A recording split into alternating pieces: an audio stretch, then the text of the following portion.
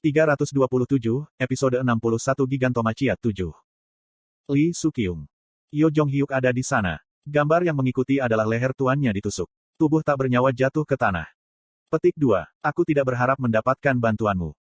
Yo Jong-hyuk berlari dengan ekspresi kosong dan Lee Sukyung di punggungnya. Lee Sukyung tidak mengatakan apa-apa tetapi dia bisa melihat kemana dia pergi. Mungkin dia mencari staf medis kompleks industri ini. Terima kasih. Kata-kata itu keluar dan Yo Jong-hyuk menjawab dengan acuh tak acuh.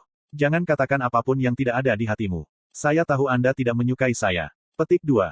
Tentu saja, aku tidak suka kamu. Aku membencimu. Anda adalah orang yang mengambil peran saya. Petik 2. Aku tidak tahu apa artinya itu. Di kepala Lee Sukyung, waktu mengalir perlahan. Dia mendengar bahwa itu harus bergerak cepat. Lalu mengapa? Apakah itu karena sulit dan sulit? Petik 2. Aku sudah mengenalmu sejak dulu. Bocah itu sering berbicara tentang Anda. Dia datang mengunjungi ibunya di penjara dan hanya membicarakan hal ini. Petik 2. Kali ini, dia menantang 12 dewa Olympus. Wajah muda Kim Dokja saat ia berbicara dengan gembira. Banyak pikiran melayang di wajah anak ini. Yo Jong-hyuk berbicara seolah dia merasakan detak jantung Lee Sukyung melambat. Lee Sukyung, jangan lepaskan pikiran Anda. Petik 2. Lee Sukyung hampir tidak mempertahankan kesadarannya yang kabur. Dia terus mengantuk di punggung Yo Jong-hyuk. Bagaimanapun, setidaknya sekali, aku ingin mengucapkan terima kasih. Kamu mengatakan hal-hal yang aku tidak bisa mengerti. Punggung yang sekarang menggendongnya benar-benar menggendong putranya. SMP Kim Dokja dan SMA Kim Dokja. Dia adalah pendukungnya. Dia membesarkan anak yang tidak bisa dia bawa. Dia membuat anak itu hidup. Saya pikir saya ingin seperti dia. Namun, dia adalah orang yang ingin menjadi pemilik kembali itu, lebih dari siapapun. Lalu, apa yang Yo Jong-hyuk lakukan selanjutnya? Apakah kamu penasaran ibu? Kata-kata putranya berlanjut sepanjang kunjungan yang hanya berlangsung 10 menit. Ya, saya penasaran. Kedua orang itu berbicara dan mendengarkan dengan dinding di antara mereka. Sebuah kisah dengan petualangan dan kehidupan. Kisah seseorang yang tidak berhubungan dengan putranya, tetapi yang hidup keras. Rasanya seperti berbicara melalui dinding. Kedua orang berbicara tentang cara bertahan hidup selama hari-hari itu. Kisah fiksi adalah satu-satunya milik mereka. Sekarang kisah itu telah menjadi kenyataan dan membawanya. Lee Sukyung bergumam dengan suara lembut, aku akhirnya menjalani hidupku. Jangan katakan padaku. Punggung Yo Jong-hyuk basah dengan darah.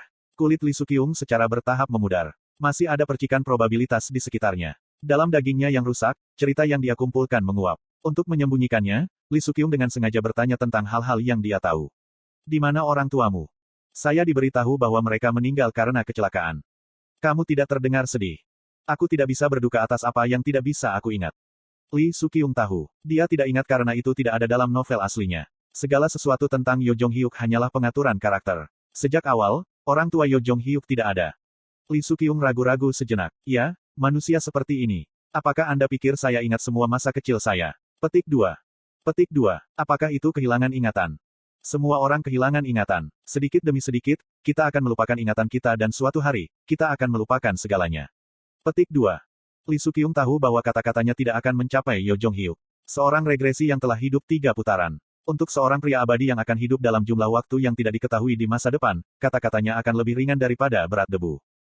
Yo Jong-hyuk berbicara, kadang-kadang saya mengingat sesuatu. Saya ingat seseorang memperhatikan saya. Petik 2. Itu adalah pertama kalinya Lee Sukyung mendengar cerita ini dan dia bertanya-tanya. Siapa yang mengawasimu? Aku juga tidak tahu. Ada tatapan mengawasiku untuk waktu yang lama. Ada saat-saat ketika saya sering merasakan tatapan itu. Petik 2. Setelah kata-kata Yo Jong-hyuk selesai, Lee Sukyung tidak berbicara lama. Ada keheningan panjang sebelum Lee Sukyung meletakkan tangannya di kepala Yo Jong-hyuk dan berbicara dengan suara lembut. Mungkin itu orang tuamu. Lee Sukyung menatap langit. Banyak rasi bintang sedang mengawasi mereka. Dagingnya pecah. Dia merasakan kisah-kisah itu perlahan-lahan mengalir keluar dari tubuhnya. Visinya kabur saat Lee Sukyung terus berusaha melihat langit. Seolah-olah dia sedang berusaha mencari bintang di suatu tempat. Lee Sukyung. Jawaban Lee Sukyung tidak lagi terdengar. Ada angin berdarah bertiup di taman hiburan tempat Breaking the Sky Sword Sein muncul. Karena kepala Achilles meledak sebagai demonstrasi, beberapa rasi bintang bergegas maju berturut-turut tetapi menerima nasib yang sama. Tinju The Breaking the Sky Sword Sein ditutupi dengan warna merah. Anda ingin membuat kembali Gigantomachia hanya dengan ini. Para peserta yang ketakutan ragu-ragu ketika suara Breaking the Sky Sword Sein terdengar. Han Suyong dan anggota parti menyaksikan Breaking the Sky Sword Sein dari benteng yang mereka sembunyikan di belakang. Lee Ji-hye berbicara, kami tidak perlu membantu. Tidak bisakah kita bersembunyi di sini? Lee Gil-yong menambahkan. Han Suyong bergumam sambil mengunyah permen. Ini tidak masuk akal. Bisakah raksasa begitu kuat di Gigantomachia? Petik 2. Itu fakta yang tak terbantahkan bahwa para raksasa itu kuat. Namun, ini adalah Gigantomachia, sebuah skenario di mana para raksasa dikalahkan. Dalam skenario ini, raksasa tidak dapat menggunakan kekuatan mereka karena pengaruh transformasi panggung. Selanjutnya, melawan pahlawan seperti Achilles. Kurung siku buka. Aku meremehkan raksasa setengah berkembang biak ini. Achilles yang terlupakan, yang kepalanya hancur, terbangun. Konstelasi, kesedihan Troy, telah memanggil stigma pahlawan abadi. Kepalanya yang hancur dipulihkan dan darah yang mengalir dari tubuhnya berhenti. Achilles tidak akan mati sampai tumit Achilles terpotong. Ini adalah keterampilan terkuat dari pahlawan Achilles. Achilles yang diregenerasi lebih besar dari sebelumnya. Tingginya mencapai lebih dari 3 meter dan inkarnasi di sekitarnya bergumam. Raksasa. Tubuh Achilles menjadi sebesar raksasa. The Breaking the Sky Sword Saint bertanya, apakah Anda ras kecil? Kurung siku buka kurung siku tutup. Betapa lucunya. Seseorang yang mewarisi darah raksasa menjadi pelayan Olympus. Aku bukan raksasa. Aku adalah pahlawan Olympus, Achilles. Han Suyong menyaksikan tabrakan antara kedua raksasa dan mengerti mengapa transformasi panggung belum diaktifkan. Achilles adalah pahlawan Olympus tetapi dia bukan sumber Gigantomachia di masa lalu. Selain itu, dia adalah raksasa berdarah campuran seperti Breaking the Sky Sword Saint. Gelombang kejut yang diciptakan oleh bentrokan antara raksasa mengguncang taman hiburan. Achilles menyentuh telapak tangannya seolah dia tidak bisa mempercayainya. Mengapa Half-Breed memiliki kekuatan ini? Saya belum pernah mendengar nama Anda. Apa jenis cerita yang Anda miliki? The Breaking the Sky Sword Saint menatap langit tanpa bicara.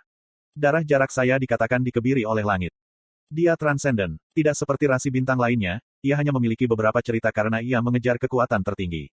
Hanya ada satu jalan yang pernah dilaluinya. Cerita, Path of Breaking the Sky, telah dimulai. Itu adalah kekuatan untuk memecahkan langit, yang memberinya nama Breaking the Sky Sword Saint. Sebuah pesan tidak langsung terdengar ketika cerita mengalir dengan lancar dari Breaking the Sky Sword Saint. Kekuatan untuk menerobos langit disukai oleh Breaking the Sky Sword Saint. Kekuatan Breaking the Sky dibuka.